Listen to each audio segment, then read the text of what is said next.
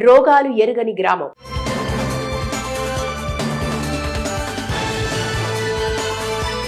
అది ఒక చిన్న గ్రామం. ఆ గ్రామంలో సుమారు 30 కుటుంబాలు నివాసం ఉంటున్నాయి. 100 మంది జనాభా ఉంటారు. వీరి జీవనోపాధి వ్యవసాయం.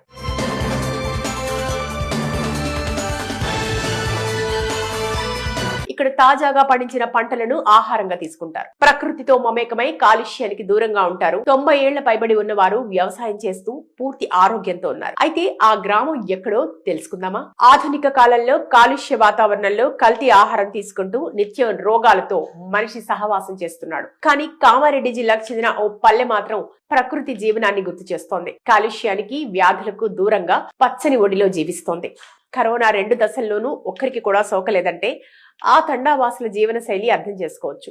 ఆర్గానిక్ వ్యవసాయం చేస్తూ ఆరోగ్యాన్ని కాపాడుకుంటున్నారు. తండాలో ఆయు ప్రమాణం 90 ఏళ్ల పైమాటే అంటే ఆశ్చర్యపోవద్దు. కామారెడ్డి జిల్లా మాచారెడ్డి మండలం రాజమ్మ తండా ప్రకృతికి మనిషికి ఉన్న సంబంధాన్ని గుర్తు చేస్తోంది. ప్రకృతి ఒడిలో జీవిస్తున్న ఇక్కడి ప్రజలు ఆయు ప్రమాణాన్ని పెంచుకోవడమే కాదు, ఆసుపత్రులకు దూరంగా ఉంటున్నారు. సహజ సిద్ధ వాతావరణంలో జీవించడం వల్ల వారికి ఎలాంటి రోగాలు రావు. రాజమ్మ తండాలో 30 ఇళ్లు, 100 వరకు జనాభా ఉంటుంది. పచ్చని ప్రకృతి మధ్య జీవించే వీరి జీవనోపాధి వ్యవసాయం. ఈ తండాలో 30 ఏళ్లుగా 7గురు మాత్రమే మృతి చెందారు. 90 ఏళ్ల పైబడి ఉన్నవారు వ్యవసాయం చేస్తూ పూర్తి ఆరోగ్యంతో ఉన్నారు.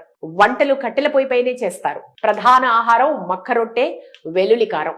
ఏ ఇంట్లో కూడా రొట్టె లేకుండా ఒక్క పూట కూడా గడవదని తాండావాసులు చెప్తున్నారు. పొలాల్లో పండించిన తాజా కూరగాయలను మాత్రమే వాడతారు. సేంద్రియ ఎరువుల ద్వారా పంటలను పండిస్తాం. అన్నం కంటే ఎక్కువగా కట్టెల పొయ్యి మీద చేసిన మక్క రొట్టెలు తింటాం. కరోనా సమయంలో తండాలో ఒక్కరికి కూడా వైరస్ సోకలేదు. ఇక్కడున్న వారు అందరూ ఆరోగ్యంగా ఉంటారు.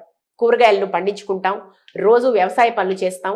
ఇంటి చుట్టూ మంచి వాతావరణం ఉంటుంది.